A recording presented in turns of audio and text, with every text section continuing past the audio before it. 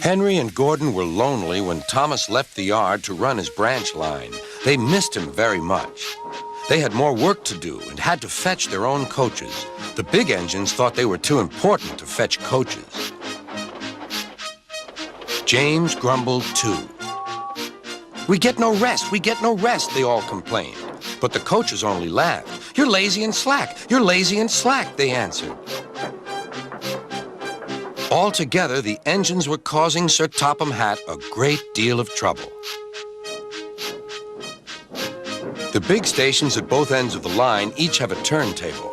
Sir Topham Hatt had made them so that the tender engines can be turned round, because it is dangerous for them to go fast backwards. Little tank engines like Thomas don't need turntables. They can go just as well backwards as forwards. But to hear Gordon talk, you would have thought that Sir Topham Hatt had given him a tender just to show how important he was.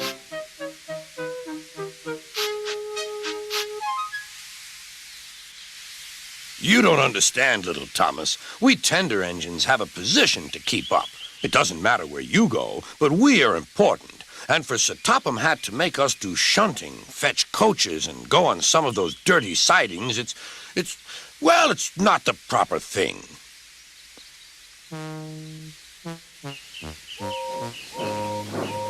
Thomas chuckled and went off with Annie and Clarabelle. "Disgraceful," Gordon hissed as he ran backwards to the turntable. The turntable was in a windy place close to the sea, and if he was not on it just right, he put it out of balance and made it difficult to turn. Today, Gordon was in a bad temper, and the wind was blowing fiercely. His driver tried to make him stop in the right place, but Gordon wasn't trying. The fireman tried to turn the handle, but Gordon's weight and the strong wind prevented him. "It's no good," they said at last. "Your big tender upsets the balance. If you were a little tank engine, you'd be all right. Now you'll have to pull the next train backwards."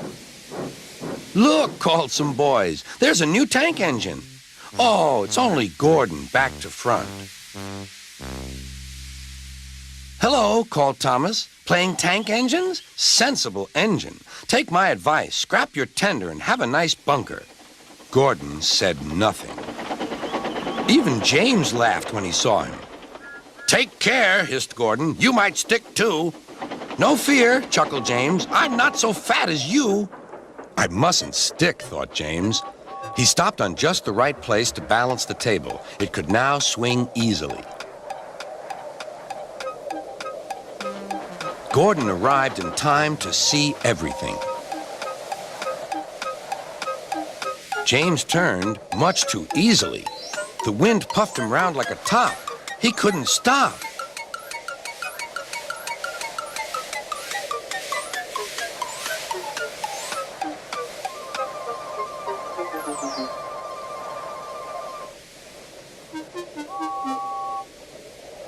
"Well, well," said Gordon. "Are you playing roundabouts?"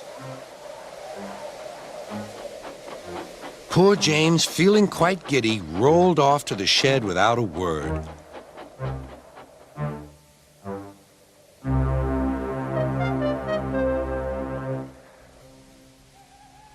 That night, the three engines had an indignation meeting. "It's shameful to treat tender engines like this. Gordon has to go backwards, and people think he's a tank engine. James spins round like a top, and everyone laughs at us. And to add to that, Sir Topham Hatt makes us all shunt in dirty sidings. Ugh!" "Listen," said Gordon. He whispered something to the others. "We'll do it tomorrow. Sir Topham Hatt will look silly." The engines had decided to go on strike.